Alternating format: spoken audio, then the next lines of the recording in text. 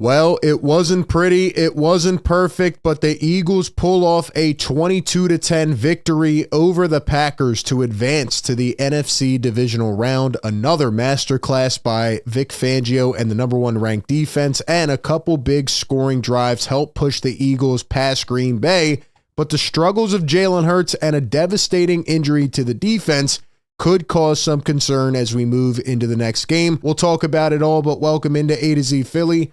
I'm RB. Do me a huge favor, like this video and subscribe to the channel as we are on the road to 10K subscribers. Now, Eagles get it done 22-10.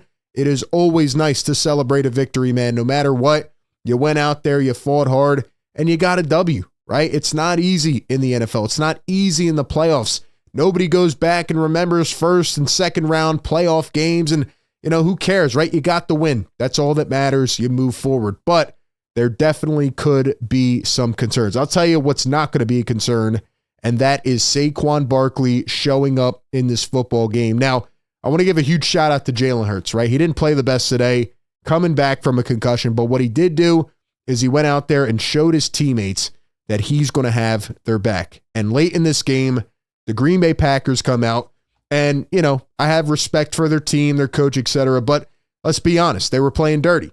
They were shoving Saquon Barkley around. They were showing loser energy because they knew that their season was coming to an end. And 2 times in the second half, they got called for an unsportsmanlike penalty. They shoved Saquon out of bounds. And then near the end of the game, this guy comes over and shoves Saquon, and Jalen Hurts gets right in the mix. He got right in there, stood in front of a 6'4" defensive lineman and said, "Hey, you don't touch my guy Saquon Barkley." And I think that fight, that chemistry between these guys is huge. So shout out to Jalen Hurts. But Saquon Barkley did what he had to in this game. And here's an image after this whole interaction here with Jalen Hurts and the lineman and stuff. Look at Saquon on the left, man. He doesn't care. He is so happy to be on a solid organization that can actually win playoff games. And he's just pointing forward while everybody's fighting and arguing and chirping. Saquon's like, nope, first down. And Saquon had a quote after this game. He said, "The only stat that matters is winning." He slid down late in the game. He could have had probably a 60-yard touchdown, but he knew that he had to keep the clock running, and it just goes to show his morals, his values, and just how smart he is as a football player. So shout out to Saquon Barkley, who, oh, by the way, had 119 yards in this game. I know it doesn't feel like a normal Saquon game. His longest run was 17 yards, but the fact that this guy got 120, I mean, he is just so good every single week. He got the Eagles in third and shorts. He got the Eagles some really good chunk yards on first down. And again, he just played another solid game. I actually think he should have got more touches, which we will talk about. But the other talk of the town right now is A.J. Brown, who had his, viral moment. The memes are going to be insane after this game. But A.J. Brown reading a book on the sideline during this game while the Eagles are struggling. And they asked him, "What are you reading the book about? What are you frustrated about?" And he said, quote, "Why do y'all always think I am frustrated?" Here was the book that A.J. Brown was reading. It's called Inner Excellence by Jim Murphy. The internet works its magic in like every way. The fact they were able to go out, identify this book, and then tell us what it was, who wrote it, and stuff like that is crazy. But yeah, A.J. Brown over here, I know people are going to try to paint him out as a villain. A.J. Brown did what he had to do today. He didn't get the ball as much as he would liked. But A.J. Brown went out there, he played his role, and he's not trying to make this a bigger deal than it is. He said after the game, and he even had to explain on Twitter, by the way, which is annoying that he has to do so. I love A.J. Brown. This guy is essentially psychotic in a good way. He wants to be so great. He's over there reading verses, reading chapters on the sideline, trying to get going during a playoff game. He says the game is 90% mental and 10% physical. I bring it to every game. I read it between each drive. I use it to refocus and lock in. Despite what may transpire in the game, good or bad, people tend to create controversy when they don't know the truth. So there you go. We don't need to paint him out as a villain. A.J. Brown is an incredible talent, and I'm sure he'll get the ball a lot more next week. You look at the Eagles, Devontae with 4 catches, Dallas with 4, Jahan Dotson, A.J. and Calcaterra with 1, and Saquon Barkley with 2 receptions. Actually, it's pretty insane when you think about the fact that in the first quarter alone, every receiver had 1 catch. I don't even know if that's happened for the Eagles, including a Jahan Dotson touchdown, by the way. That was his only catch, but shout out to Jahan Dotson for making a nice play. They were talking about how much time Jalen had to throw. Dotson made a nice cut back, broke his guy's ankles, and was able to get the touchdown. So shout out to Jahan Dotson. But let's talk about Jalen Hurts for a second, because Jalen Hurts now has more playoff wins than Dak Prescott. Hurts has played in 5 years.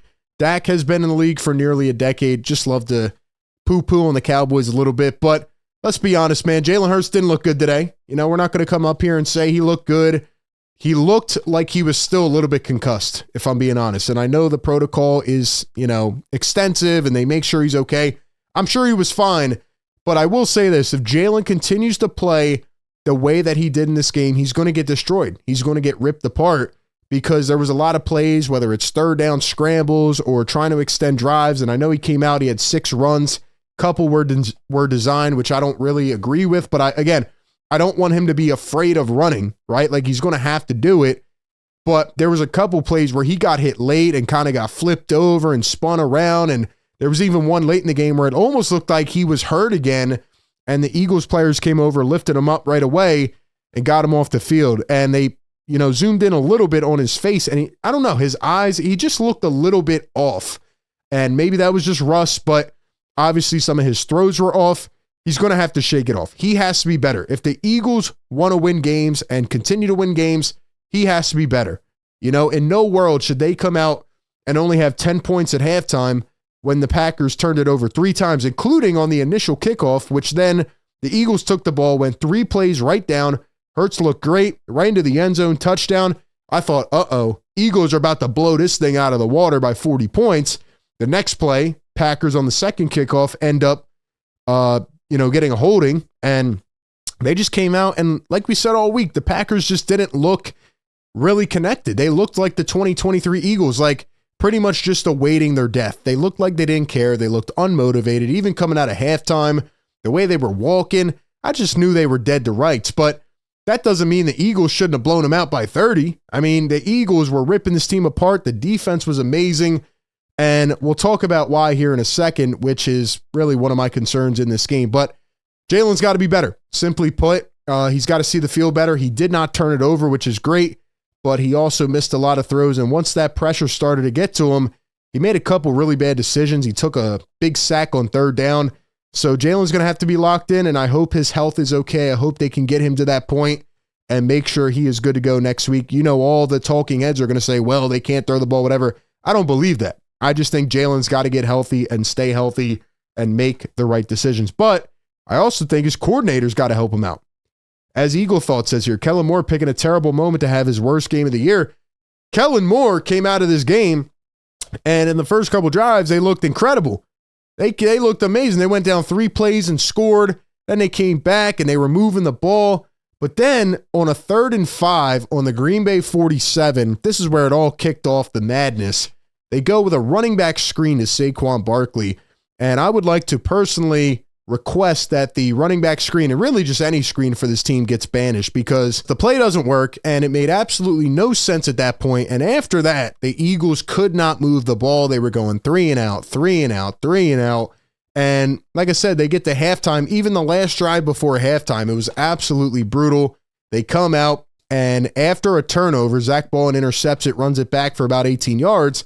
They have it on the Green Bay 45. All they have to do is go 10 yards, get in field goal range at least, try to get a touchdown. And what do? They go 3 and out. They line up on 4th and 4 to try to get them to jump, and then they get a false start. A lot of penalties in this game, has to be cleaned up. I think it's fair to say if the Eagles play bad like this, they're not going to win the entire thing. But I think they will clean it up. I think they'll be better. But yeah, just mistakes like that cannot happen. Then they had to punt it on 4th and 9. The fans are booing. Just really bad management by Nick Sirianni, Kellen Moore, and this squad. But I thought that Kellen Moore got away from the run when they established it early. It was working, and then they got away from it. So Kellen just cannot be that inconsistent. Early in the year, it was the whole first quarter they were bad. Then they got better. Now it's like they start off hot, then they go away from it, and then they come back to it. So got to give Saquon more touches. He only had 25 carries. I think he could add 30. You kept him rested last week for a reason. But on the other side of the ball, what a game by the Eagles defense. I'm not going to go down the list with everybody, but every defensive player contributed in this game. It was a masterclass. And Eagles defense versus the Packers, 10 points on 11 drives allowed, 4 turnovers, 4th down, big stop, all that while the Eagles offense had a stretch of 9 yards on 5 offensive possessions. I just can't continue to say it enough. I mean, Vic Fangio has completely changed the dynamic of his defense. They are amazing. And if I had to give an MVP in this game, even though it's hard, right? You got the Slay, big time interception. Shout out to him for finally getting one. How about Quinyon? Can we give a shout out to Quinyon for finally getting his first interception? But in my opinion, the MVP has to go to Nolan Smith. 8 tackles, 5 pressures, 4 hurries, and 2 sacks, 2 tackles for losses. Helped set the edge. I thought the main key in this game going in was putting a stop on Josh Jacobs. They did not let him get to the second level of the defense. There was one carry later in the game, which is honestly, I guess, the only point where I thought, they might lose this game, when Josh Jacobs breaks off a 31-yard run. Outside of that, he only had 50 yards on 17 carries. The Eagles defense did a great job setting the edge, setting the tone, and not letting him get going. Packers kept trying to do it. Even late in the game, they had a 3rd and 3. With the season on the line, they try to run it up the middle, which made absolutely no sense. The Packers were conservative. They were awful. They stink. But Nolan Smith had a great game, and the whole Eagles D-line did. Reed Blankenship had a couple big hits. Zack Baun was everywhere, had the interception. But unfortunately, the one guy that we have to look at is Nakobe Dean, and this is the other issue that I think about going forward as they move on, right? Eagles have been primarily healthy. They've been really solid as a group. But if Nakobe Dean is out for the season, which it does seem like he is, right here he is getting carted off. Looked like he was wording to the fans, hey, I'm done. Like, there's my season. And I'm looking at like what happened here. I don't know what happened. But he actually blew up a screen on this play. It was an amazing read. And you just really got a feel for Nakobe, man. I mean, what a season he's had. He's been absolutely amazing. And to go down the way he did, it just sucks, man. Him and Baun have really manned that middle. And you saw it, right? Even when Oren Burks came in. Shout out to Oren Burks. Made an impossible, amazing play to start this game and flip the momentum. Like I said, I thought at that point they were going to go on and blow him out. But for Nakobe to go down and Zach Baun went over, patted him on the chest, like just, they're best friends. It sucks with the way that he's played this year. He's had an amazing season. And here's Nakobe after the game. He's got a brace on. It doesn't look good. He's got crutches. It sucks. It really does. So now I think in addition to Jalen, the other big issue is they're going to have to find a linebacker because we saw it, right? And once Nakobe went out, the Packers were doing a lot of dump offs. They realized they couldn't hit the big play, couple interceptions, and they said, all right, let's just start dumping it off to some of the guys, whoever we have left, right? Because Dobbs got hurt and even Jaden Reed got hurt. Watson was out. They had almost nobody left. So they're dumping it off, and Oren Burks is missing tackles. The Eagles started to get leaky, and I think just Nakobe's presence there really, I mean, you felt it. You felt it when he went out, which really sucks. But Zack Baun said, a lot of highlights in this Eagles win. He was happy for Quinyon. He also mentioned Nakobe later in his press conference. Just shows how selfless this team is, and if there's one guy who can stay consistent and man down this unit, it is this guy right here, All-Pro Zack Baun. Still can't believe how good he is playing.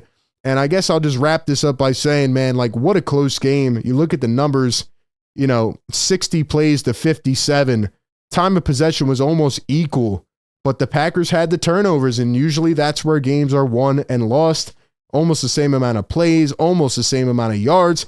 This was a really close game. I feel like it should not have been, but the Philadelphia Eagles just on defense set the tone, and Jordan Love in this team, I mean, all we heard about was how Jordan doesn't turn the ball over, things like that. He couldn't do anything against this Eagles defense. So that's where we're at as we head into the divisional round. Eagles get it done. What are your thoughts on this game? Are you confident in this squad moving forward? Give me your thoughts down below. Appreciate everybody for tapping in. Be sure to like, comment, and subscribe. That being said, I'll catch you on the next one. Discover BetMGM Casino and leap into a world filled with all your favorite casino games. Plus exclusive ones you can't find anywhere else. And progressive jackpots that keep growing. All of it right at your fingertips. BetMGM Casino. Start your adventure today